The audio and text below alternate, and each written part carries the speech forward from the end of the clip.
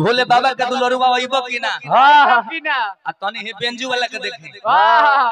हम मने गणेश जी के बुलावे के नेवता भेजता नहीं हां तो भक्ति नु गीत गवनी हजी हां जी देही गणनायक पानी नेवता भेजावो भेजावो दर्शन देखइबो की ना हां भोले बाबा के दुलरुआ हां घरे हमरा वइबो की ना मने ई सरदा भाव से नेवता भेज नहीं हो हां जी अब तनी ये बेंजू वाला के देखी हां हां ई खोजते गइले त का बजावले हो का वाह वाह वाह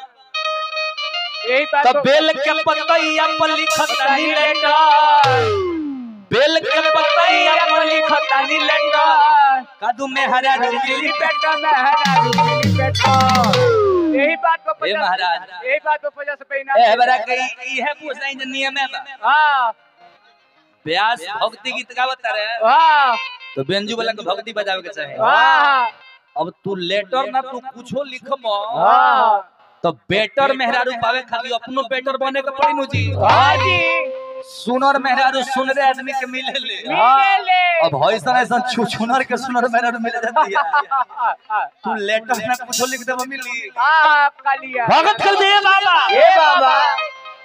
ये दुनिया में देवता लोग के कमी नहीं के अलग अलग वेद अलग अलग पुराण अलग अलग के प्रमाण बाटे हां कहीं कहीं लिखल बा 56 करोड़ देवी देवता का पूजा होला कहीं 33 करोड़ लिखल बा हां लेकिन हमनी रात दिन व्यास लोग का प्रोग्राम देखत नहीं हां प्रोग्राम सुनतो बानी हां व्यास लोग कहला जे गणेश जी मंगल के दाता हमें हावे आवेले तो मंगले करेले मंगल के बरसावेले सबसे पहले भगवान गणेश के पूजा हमने काहे करेले जी काहे उनको पेट लमहर रहे ऐसे ज्यादा लड्डू खात रहे हो हर पेट में छोटी जगह बा हां भगत के दे बाबा ए बाबा अरे राम नाम लिखी रहुआ अरे घूम गइला जब से ई गाना में अंतर नहीं के उनको शुरुआती है हां लेकिन तने अपनो अंदर रखे के चाहिए तो राम नाम लिखी बाबा घूम गइला जब से प्रथम पूजा के अधिकारी भइला तब से रहो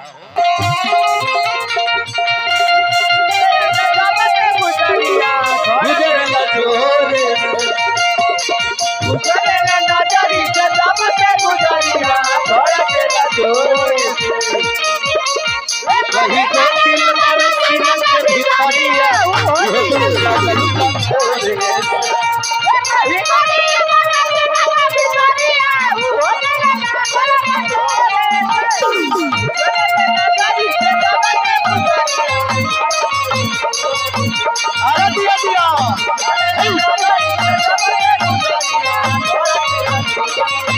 ये कहीं को दिल में सीना के भितरिया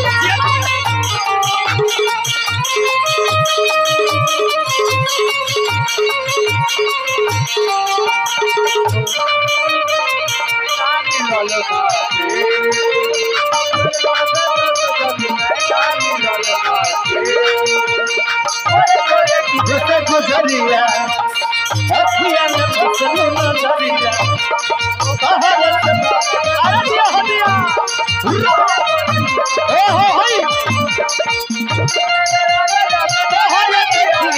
सजिया भोरे से